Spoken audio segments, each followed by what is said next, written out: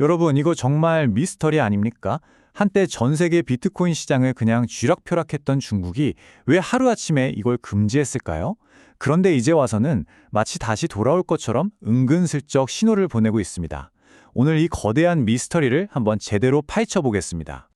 자, 그럼 이 거대한 미스터리를 어떻게 파헤쳐 볼 거냐면요. 먼저 중국이 왜 그렇게 비트코인을 내쳤는지 그 숨겨진 진짜 이유 4가지를 짚어볼 거고요. 그리고 최근 왜 갑자기 태도를 바꾸려는 건지 그 배경에는 홍콩이라는 비밀 실험이 있습니다. 마지막으로 만약 중국이 정말로 다시 비트코인을 사들이기 시작하면 우리 시장에 어떤 일이 벌어질지 그 시나리오까지 한번 들여다보겠습니다. 앞으로의 이야기를 제대로 이해하려면 먼저 사건 현장으로 가봐야겠죠. 중국이 한때 주름 잡았던 이 암호화폐 시장에 스스로 등을 돌렸던 그 충격적인 순간으로 시간을 한번 되돌려 보겠습니다. 이게 바로 오늘의 핵심 질문입니다.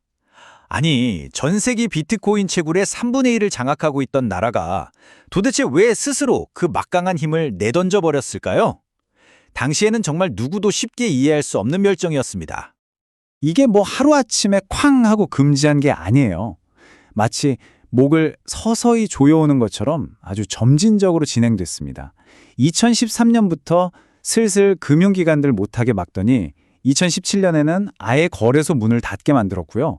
그리고 마침내 2021년에는 비트코인과 관련된 모든 걸 불법으로 규정하면서 최후의 일격을 날린 거죠. 자, 이제부터가 진짜 재미있어집니다. 도대체 왜 그랬을까? 그 속내를 들여다보면 크게 4가지 이유가 나옵니다. 이 4가지 이유, 사실은 전부 다 하나의 단어로 통합니다. 바로 시진핑 주석의 철학, 통제입니다. 첫째, 비트코인으로 중국 돈이 해외로 술술 빠져나가는 걸 막고 싶었고, 둘째, 금융 시스템은 국가가 꽉 쥐고 있어야 한다는 거죠. 셋째, 다 같이 잘 살자는 공동부유를 내세우면서 코인으로 벼락부자 되는 걸 막고, 마지막으로 자기들이 만든 디지털 돈, 즉 디지털 위안화를 밀어주기 위해 경쟁자인 비트코인을 없애버린 겁니다. 이 표를 보면 딱 감이 오시죠? 비트코인은 뭐랄까 고삐 풀린 야생마 같은 거고요. 반면에 디지털 위안화는 정부가 완벽하게 길들인 경주마 같은 겁니다. 결국 중국은 통제가 안 되는 야생마 대신 자기들 마음대로 부릴 수 있는 경주마를 선택한 거죠. 자, 그래서 중국은 비트코인이랑은 이제 완전 끝이구나 싶었는데 여기서 갑자기 엄청난 반전의 기미가 보이기 시작합니다. 갑자기 월가의 거물들이나 바이낸스를 이끌었던 창평자오 같은 사람들이 중국 다시 돌아올 것 같은데? 이런 말을 하기 시작하는 거예요. 왜냐? 바로 미국이라는 아주 강력한 변수가 등장했기 때문입니다. 이게 이제 더 이상 돈 문제가 아니게 된 거예요. 국가 간의 자존심 싸움, 힘겨루기가 된 거죠. 미국이 야, 우리 비트코인 국가 자산으로 삼을 거야 하니까 중국 입장에서는 저러다 우리만 뒤처지는 거 아니야? 하는 위기감을 느끼기 시작한 겁니다. 그럼 중국이 다시 시장에 들어오고 싶으면 어떻게 해야 할까요? 자기들이 만든 법을 어길 수는 없잖아요. 그래서 아주 기가 막힌 방법을 찾아냅니다. 바로 홍콩을 이용하는 거죠. 이게 진짜 영리한 전략인데요. 중국 본토는 우린 비트코인 절대 안 돼 하면서 철벽을 딱 쳐놓고 홍콩이라는 특별구역에만 살짝 문을 열어주는 거예요. 일종의 테스트 서버, 실험실처럼 쓰는 거죠.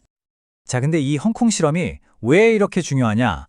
중국 정부가 몰래 어마어마한 양의 비트코인을 가지고 있기 때문입니다. 2019년에 펄러스 토큰이라는 초대형 사기 사건이 있었는데 거기서 압수한 물량이에요. 무려 19만 4천 개.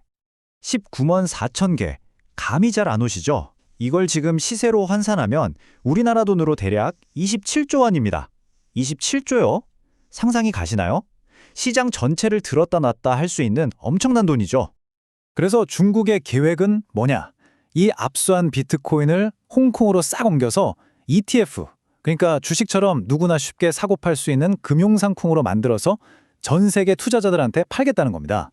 이야, 머리 좋죠? 본토법은 안 어기면서 꽁꽁 묶여있던 돈은 합법적으로 풀고 홍콩은 아시아 금융 허브로 키우고 이걸로 세 마리를 한 번에 잡는 거죠. 자, 그럼 이제 마지막 질문입니다. 이게 제일 중요하죠. 만약에 중국이 정말로 공식적으로 이 시장에 다시 뛰어든다면 과연 비트코인 가격은 어떻게 될까요? 세계 2위 경제 대국이 다시 들어온다? 이건 뭐 상상만 해도 엄청나죠. 당연히 가격이 폭등할 거라는 기대가 크지만 반대로 생각지도 못한 위험이 있을 수도 있습니다. 자, 긍정적인 신호는 명확합니다. 정부가 인정했다는 거니까 신뢰도가 올라가고 중국에 어마어마한 자본이 들어올 수 있겠죠. 근데 위험도 있어요. 중국 정부가 가지고 있는 그 27조 원어치 물량이 시장에 풀리면 공급이 확 늘어나서 가격이 떨어질 수도 있고 정부가 마음대로 시장을 주무르려고 할 수도 있겠죠. 하지만 결론적으로 봤을 때 이런 몇 가지 위험에도 불구하고 중국의 복귀는 시장 전체에 아주 강력한 긍정적 신호가 될 거라는 게 중론입니다. 막대한 쇠 수요가 생겨나는 거니까요. 결국 이 모든 상황을 보면 이런 생각이 듭니다. 예전에는 강대국들이 땅이나 바다를 두고 싸웠잖아요. 근데 이제는 어쩌면 이 디지털 금을 차지하기 위한 보이지 않는 새로운 전쟁이 이미 시작된 건 아닐까요?